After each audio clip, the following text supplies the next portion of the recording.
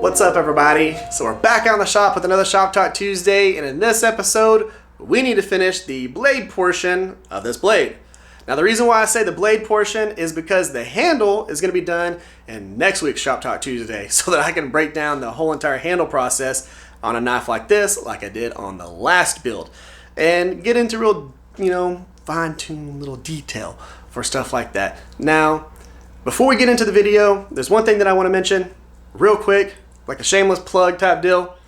I don't know if it's shameless, but I started the members part of the channel, members, however you want to say it, that lets you actually have more interaction with me. Now, on Sunday, I did my first live stream. I did it with the channel so that y'all could actually kind of see it.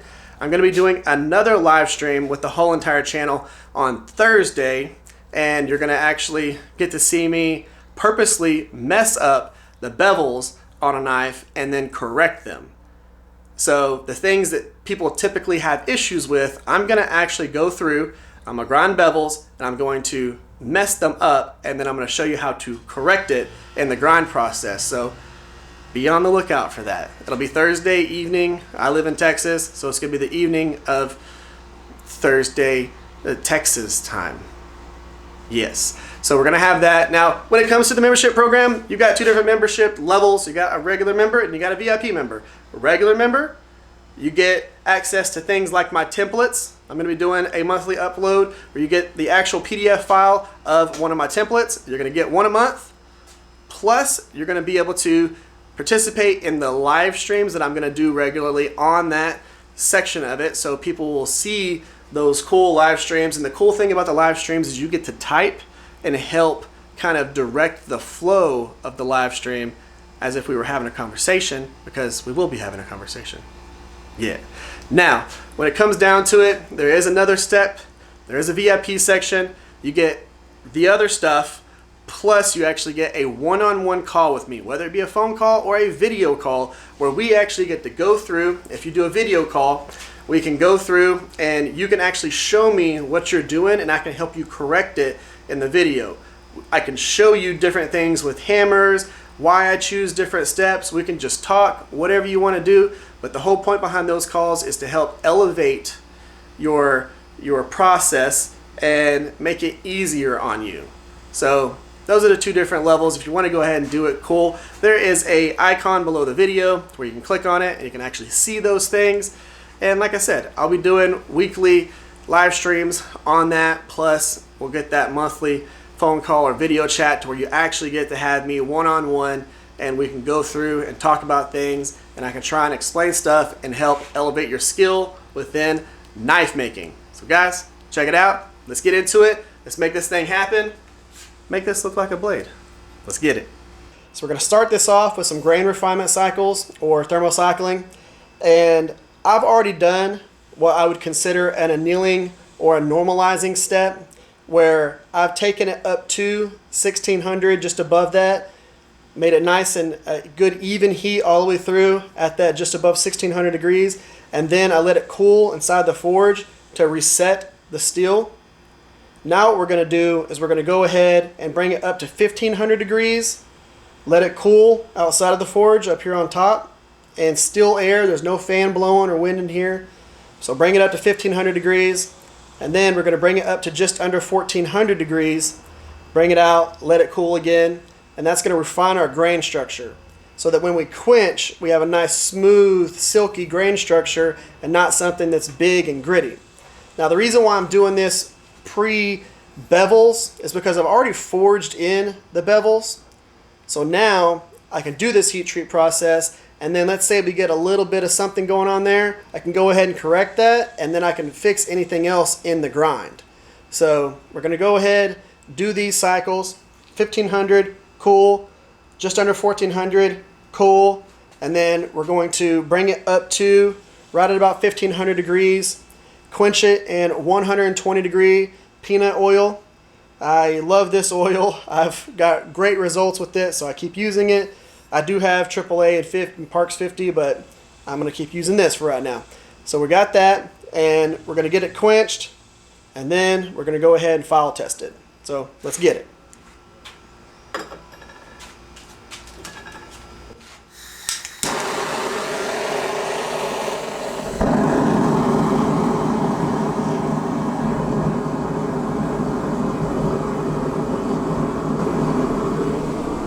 Now, one of the things to be mindful of is that if you're going to do the heat treat process and do these steps, let your forge get up to temp before you go ahead and put the blade in it.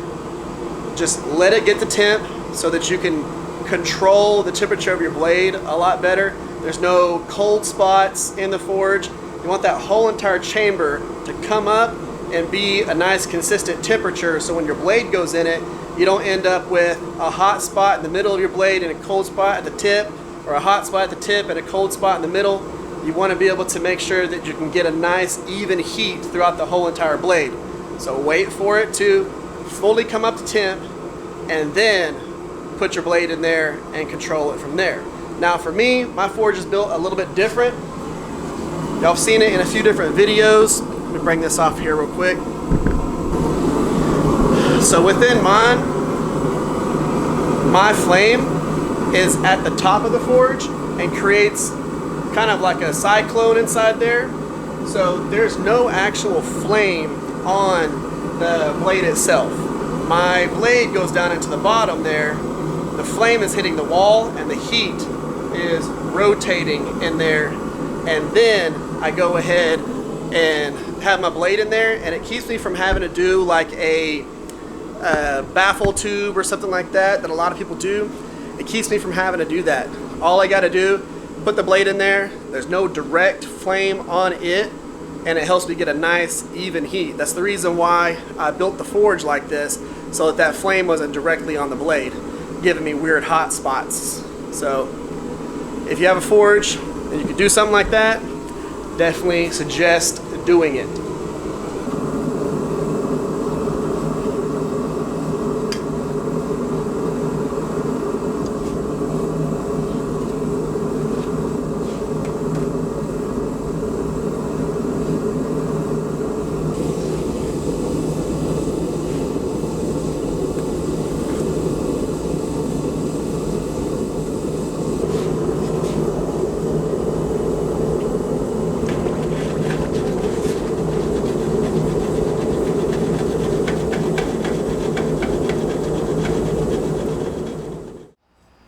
So just like y'all have seen me do several times before, we need to go ahead, file the edge off, get the decarb layer off with a good Nicholson file.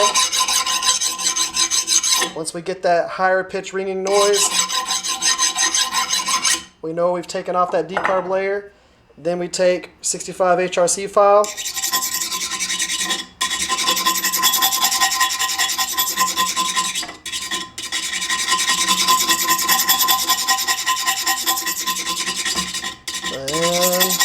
We're good there, we're skating. So now we're gonna go ahead, put it in the oven, and I'm gonna do 375 for 2 hours. I'm hoping to get this back to right at about a 60 HRC, maybe even 59, between 59 and 60. We are gonna do a file test after the temper, so y'all can actually see what it goes down to.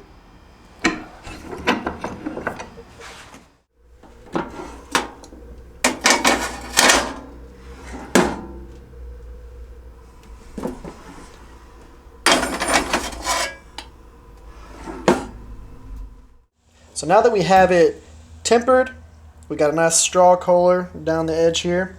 We can go ahead and try it with the 65 HRC and see if it has softened a little bit.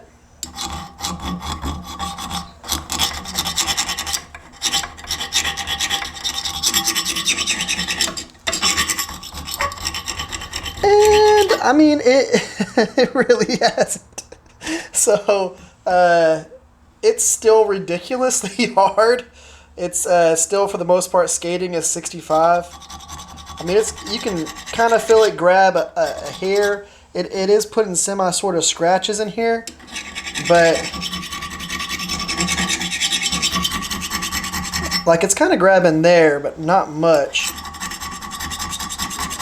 It's putting some scratches here, but it's really just kind of taking that straw color finish off. So I'm going to go back in the oven for another 2-hour cycle and see if we can get it to drop below 65 HRC, because that is ridiculously hard still.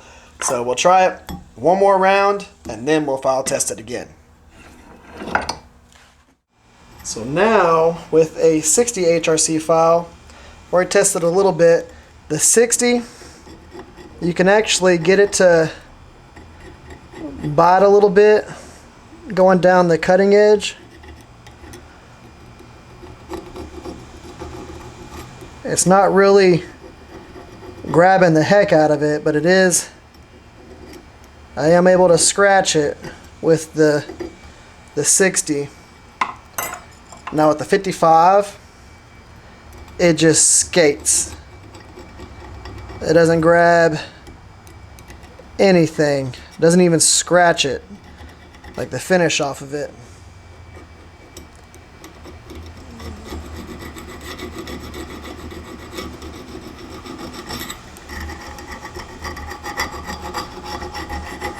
The only things that it's catching right there are the scratches from the 65 that I got in there. So 65 definitely scratched it.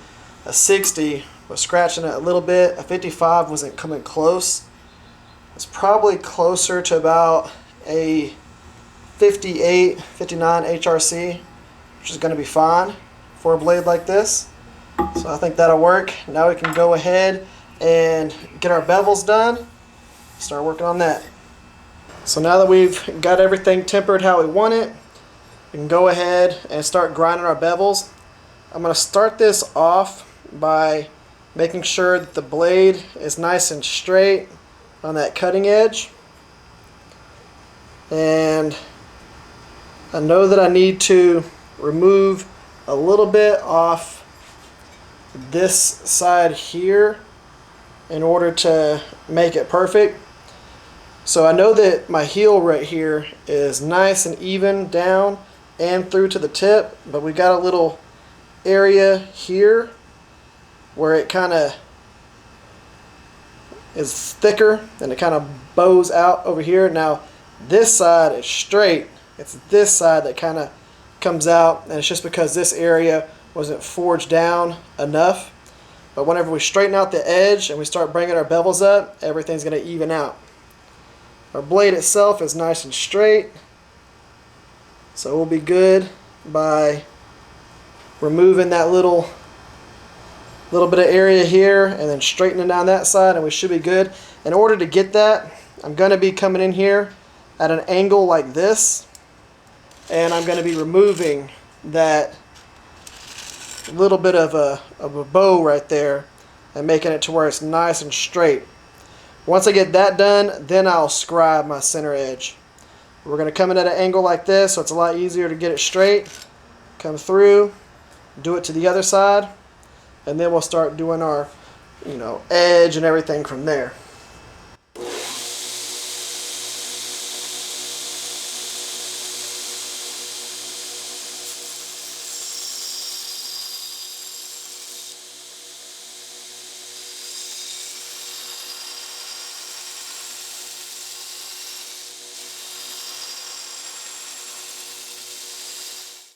So now that we have that edge nice and centered and the uniform thickness by grinding off the little excess on there, I went ahead and marked it with a black Sharpie and then scribed a center line all the way down the cutting edge. So now all I got to do is grind down to that center line, leave a little bit of thickness so that we can start doing, we're going to leave the thickness for hand sanding and putting a nice little convex on it, because I am going to end up convexing the blade just a little bit. And what that means is, instead of it being completely flat all the way down to the cutting edge, it's going to be rounded just a hair down into the cutting edge. It's not going to be convex that much, but it'll be a little bit. But right now what we got to do, we're going to start on a used 36 grit Norton belt. Go ahead, get that edge ground down to that center line, and then we're going to bring the bevels up as high as we want, and then we're going to mirror that to the other side. I'm not using a plunge line jig on this because you really can't with the way this is set up. So my plunge line is going to be free-handed.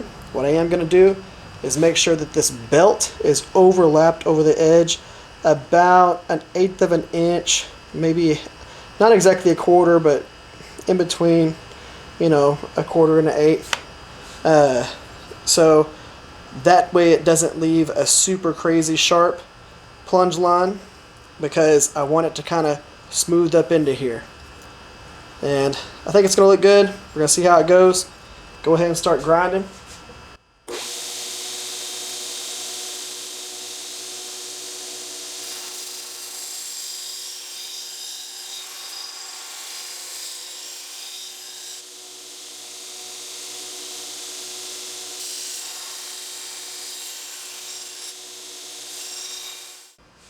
So now we have a nice uniform thickness all the way down that cutting edge. We have a nice center going all the way down.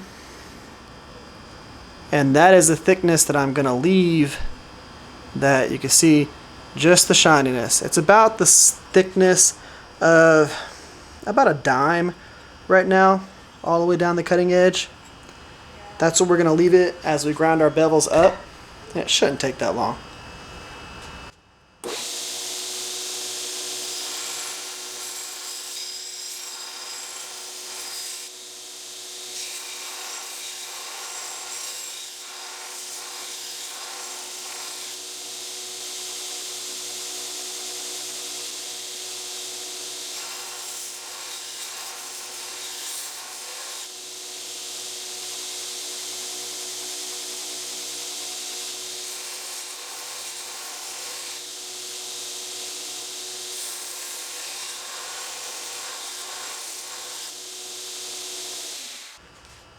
Okay, so as you can see here, we're starting to get higher here than up here. Part of that is because this area is thicker, because it comes down to a taper at the tip. So it's gonna, whenever I'm coming in here, this area has more of a wedge to it. This is a little bit flatter. So if I kept that same angle going across here, as I'm pulling through, it's going to come into more contact with the more wedge and less contact with the narrow area. Now, all I'm going to do to counteract that is whenever I'm coming across, I'm going to get to about right here, and then I'm going to start putting more pressure on the spine. And that's going to bring this area up as we start doing it. Because again, the way that this is going to end up looking, this line right here, this is going to go all the way up to the top. All the way up here. It's going to be almost like a full flat grind. Now, there will still be some texture here, but it'll be almost like a full flat grind all the way to the spine. Because I want to thin out this front area a little bit. And you'll see that as we start progressing through it.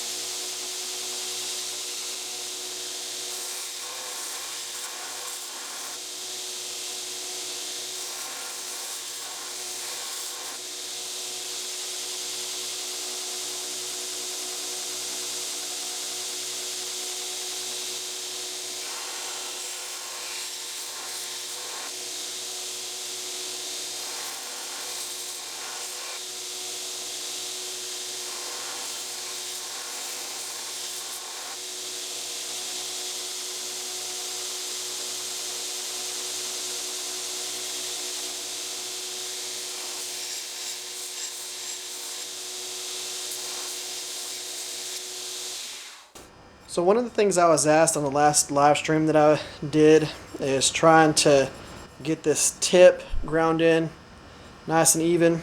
So when I start getting into this area, I already know where my thickness needs to be. And if you look on the edge here, there's like a secondary bevel right there. That means, you can see it right here. That means that this needs to get thinner to come down to our cutting edge. So all I'm doing to accomplish that, and it's going to get rid of the texture up here as I'm doing it, all I'm doing is when I get up here, I'm pulling the tang towards me and rocking it to get that tip in there. And what that's going to do is it's also going to bring all of this up. So this line that goes across here, that transition line, it's going to bring that up to where all this area is ground. So the goal is, again, it's going to come up through here, and there's not really going to be much texture or this black stuff up here. You'll see a little bit of peppering of it, but it's not going to be this hardcore transition line that you see right here. So that's all I'm doing, is I'm kind of rocking it. And then in order to get this secondary bevel right there to go away, especially in this little recurve area, I am kind of coming across and I'm rocking it. This is an over exaggeration, but I'm rocking it, getting to the belly and then flattening and then pulling back as I get up to the tip. So this is an over exaggeration, but I'm doing subtle movements of that. Come in here, rock back, flat, or I guess you could say rock forward, flat, back, as I'm doing a recurve with the belly like this. It's not just pulling straight across. If you pull just straight across, what will end up happening is this point on the recurve right here will get super thin, this will be thick, and this will be thin. Because whenever you're touching this flat, this area isn't going to be touching near as much as this or this, because they're the high points on the edge. This point and this point are high, this is low. So if you come across flat, this isn't going to see as much belt as these two points. So those are going to get thin, this is going to stay thick. That's why you got to rock inside there. Same thing with the tip.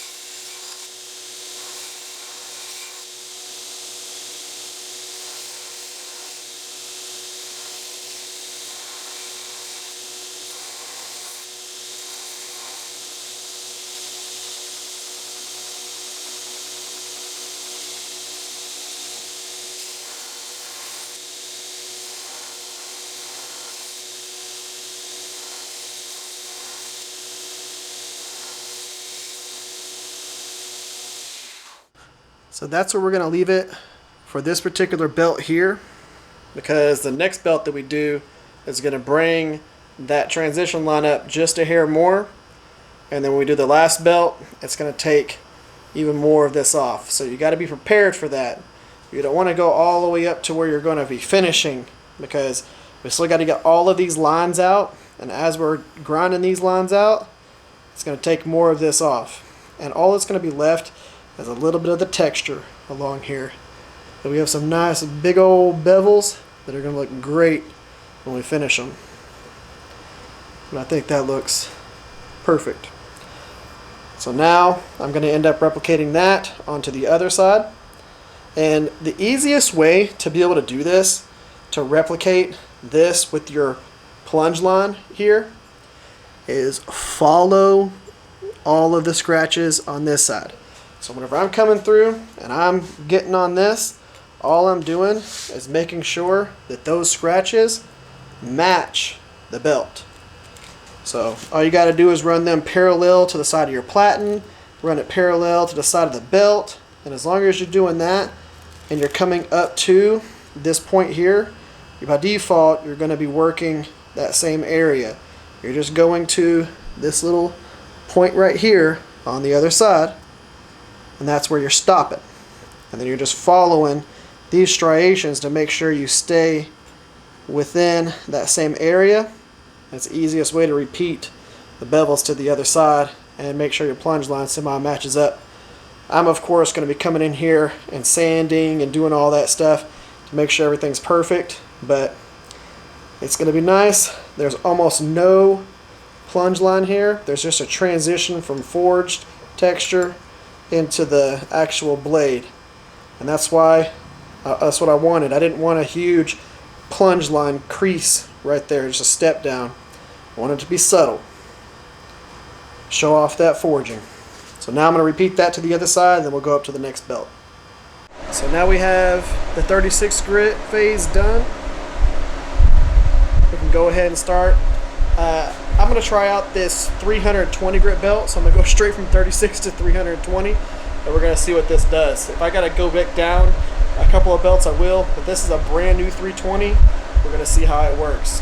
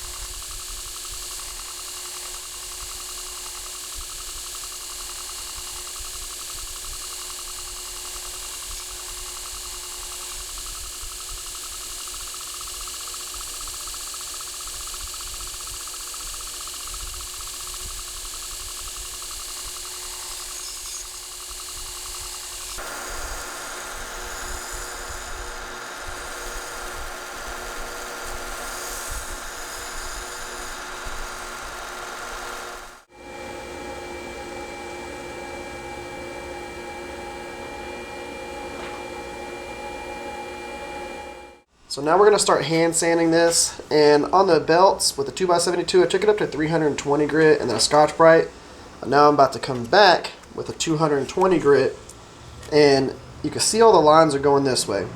I'm going to sand it straight down on this grit. I'm going to get rid of any lines that are in there and smooth out any of the convexing that I did and kind of make sure all those lines look really, really good.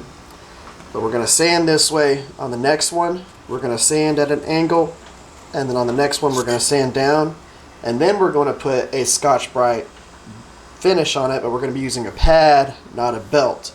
That'll give us a nice satin finish. That's what we're going for. I'm going to be using, this is just a wood stick that I made. It has a nice little smooth rounded edge here so that it can come up into these little areas and get it nice and clean. And then at one point I'll be using the foam backer, which has a hard and a soft. I'll be using the hard one to sand. And that's going to help blend any of the lines that I might have had in here and make everything look nice and smooth. So let's start with our 220 grit.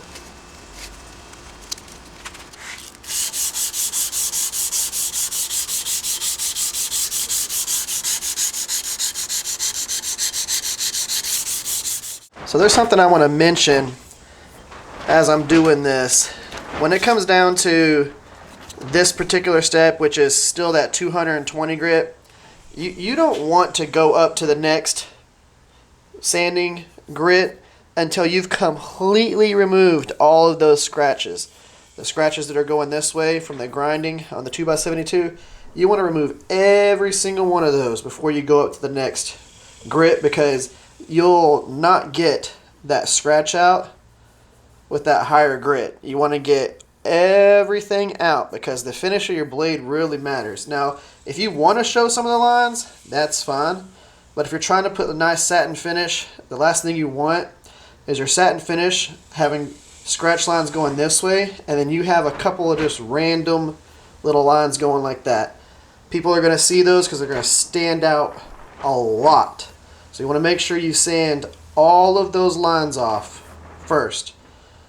So now that we have all of the scratches going from here forward, we can go ahead and switch up. We're going to go to 400 grit. We're using the hard side of this foam backer.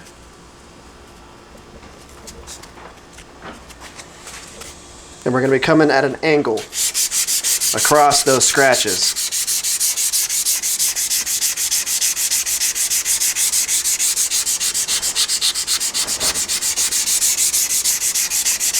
So now that I've got all my scratches going at an angle here, I can go ahead and start bringing those scratches from here to the tip. Now, all I'm going to be doing to accomplish that is using a Scotch-Brite pad with my stick.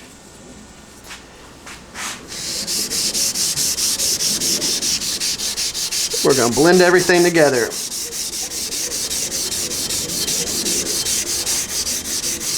Once I get them going back and forth, the scratches, then I'm going to go ahead and just pull forward like that from back here forward.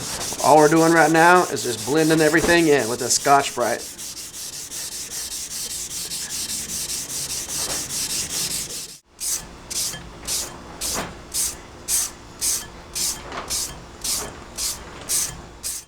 So now that we have the blade hand sanded, we're going to do the vinegar soak. You can see that it's already getting a little bit darker.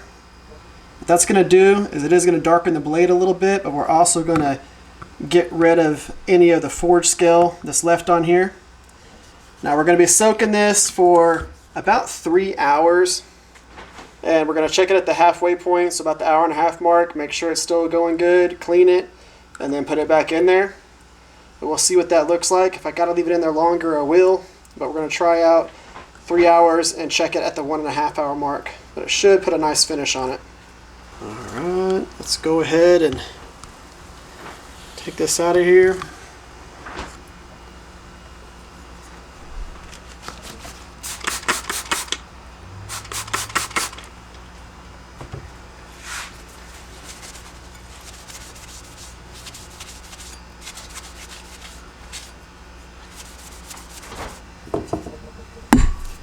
So now,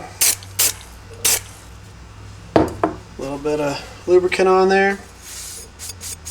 Come across it with the Scotch-Brite pad all the way up through the front.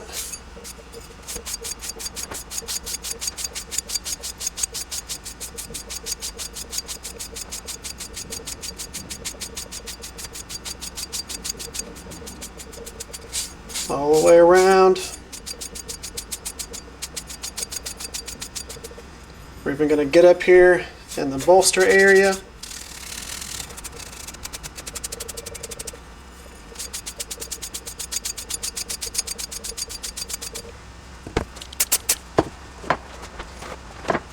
Let's clean it off.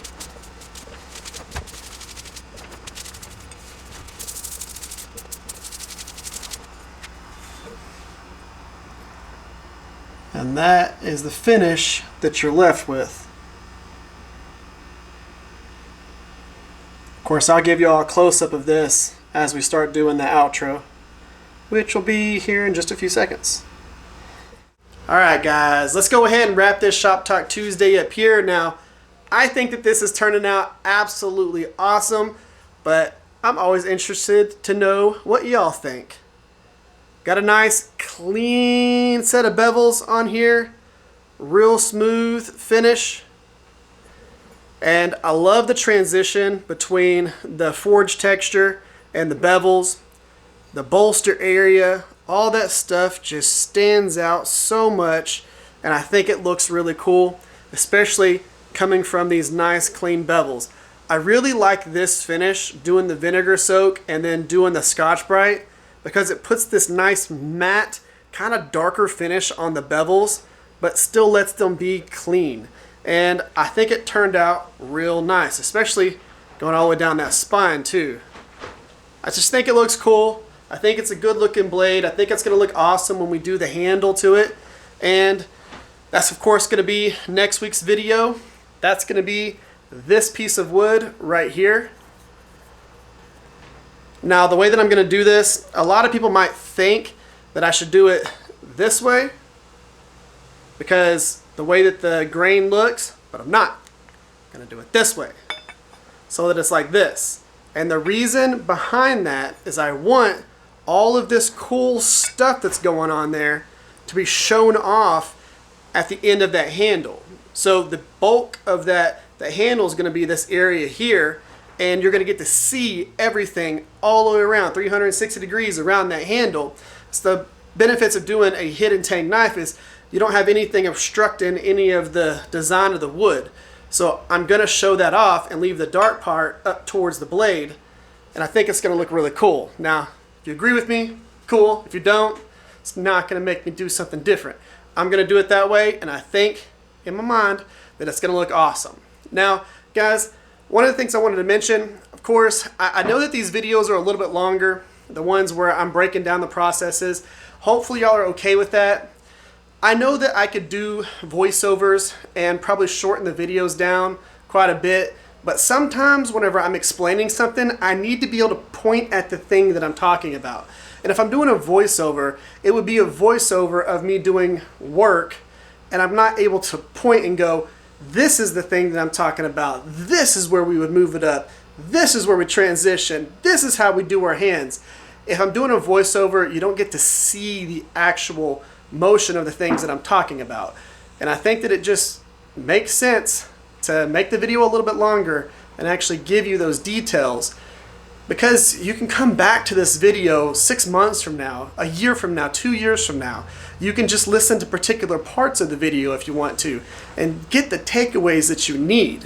Now, if there were any takeaways that y'all got from this video, make sure you leave them in the comment section down below, because it helps me decide what I'm going to do moving forward in videos. But hopefully y'all are cool with the longer length videos. It takes a little bit more work on my end to put them all together, but I think that it's better educational wise to do it this way.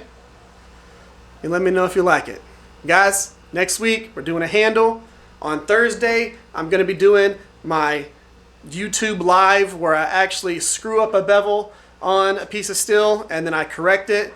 I'll do a couple of different screw ups and a couple of different corrections so that y'all can actually see the stuff to look forward to if you join the members side of the channel. Guys, that's it for this one. If y'all would, give the video a thumbs up, subscribe. Y'all have an amazing day. Y'all stay safe out there. I'll catch y'all next time.